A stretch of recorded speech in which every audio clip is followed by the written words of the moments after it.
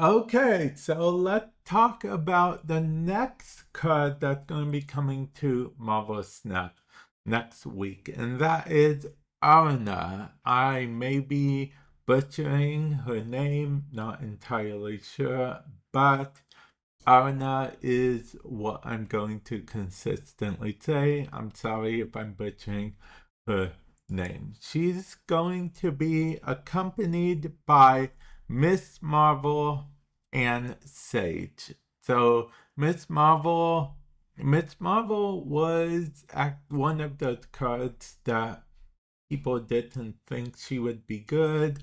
Surprisingly, she was good, so good that she got a nerf. I want to say 2 weeks to a month later, she got a pretty big nerf. Sage is one of the cards that people thought wouldn't be that great, but she is actually a staple in some decks. She's even one of the things, if you don't know what to put at the final card, sometimes you can just put Sage. So, technically speaking, there are no per se bad cards. Although, if you're pulling for Arna, what I would suggest is Arna and try to go for Arna and Sage. If you have a guy catch 'em all, Miss Marvel, fine, but Miss Marvel isn't really a staple in any particular meta deck. Could be a staple in certain types of meme decks or just for fun decks type thing. So keep that in mind. As for Araña's ability is activate. Give the next card you play +2 power and move it to the right. So basically, it has a whole thing where it's basically kind of two cards in one. I mean, it's kind of Iron Fist, except for it goes to the right instead of the left, and it is like Forge, but it's a 1/1.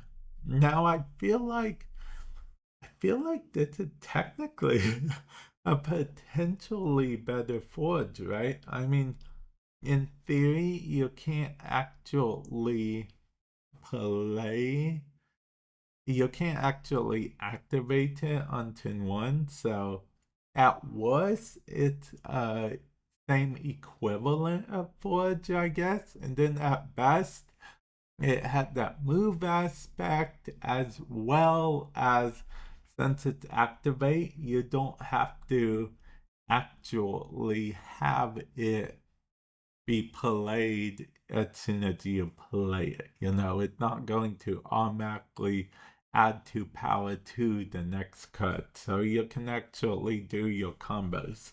So there's a bit of flexibility about Arena. Now, Arena, I think she's going to see a lot of play, okay? Maybe not in move necessarily. I mean, that may be very odd to say, but I don't believe she's going to see per se a lot of play and move, much like Nico, because let's be honest, one of her abilities is Nico's ability, right? It's like Nico and Forge all together in an activate bundle. Because Nico has an ability that moves the next card you play to the right. Yeah, Nico already had that ability. Forge, and Nico's a 1/1, but it's randomized. It's random whether you get this ability or not. Whereas Forge is a 2/2 with the, same ability as far as +2 power. So I can see this being played quite a bit. Ideally, you play it on turn 1, right? And then turn 2, you can play your cards just like normal.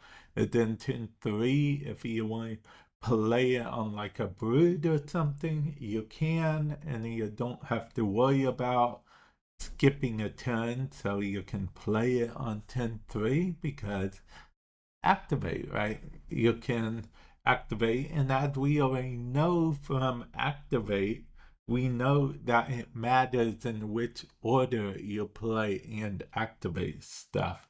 Like if you're going to throw a brood down, you would activate Araña, and then after you activate Araña, then you would play brood and whatnot, and it would go on the order you activated it. So it will play Araña, it will activate Araña, then it will do the brood thing, and then yeah, there you have that. So helps you play on curve. I like it. I think it's going to see play in two types of decks mostly, maybe three. Maybe three. That's a maybe, okay? Move. Move, I can definitely see it being played in. Destroy, oddly enough, I can see it being played in. And I can see it being played in Surfer as well, just like that brood thing that we talked about. Because essentially speaking, you can do a lot of stuff with this.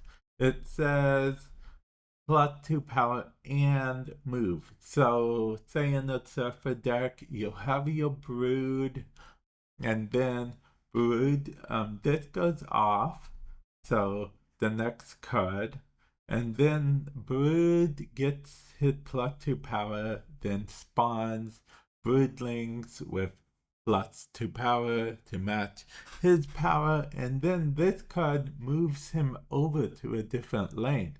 That way you still actually have 2 more cards you can play in the brood lane instead of just one, so you're not locking yourself up that way.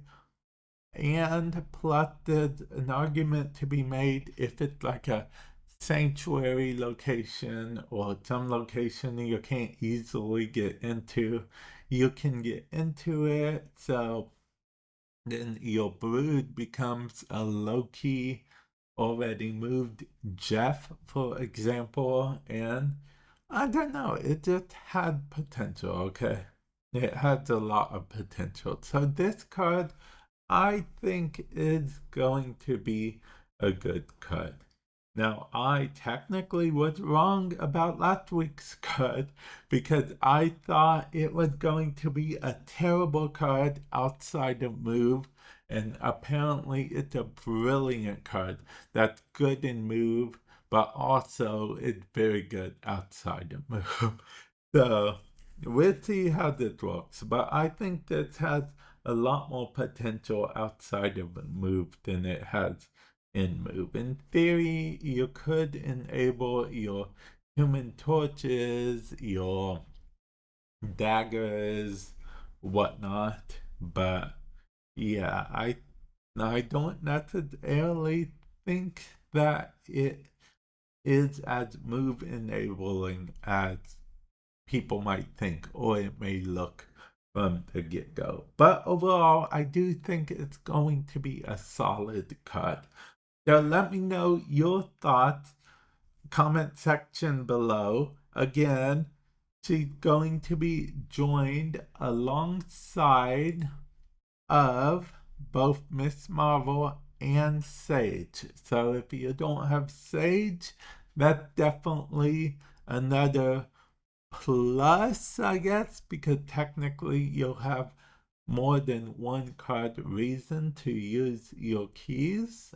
And yeah, with that said, I will catch you guys in the future. Later.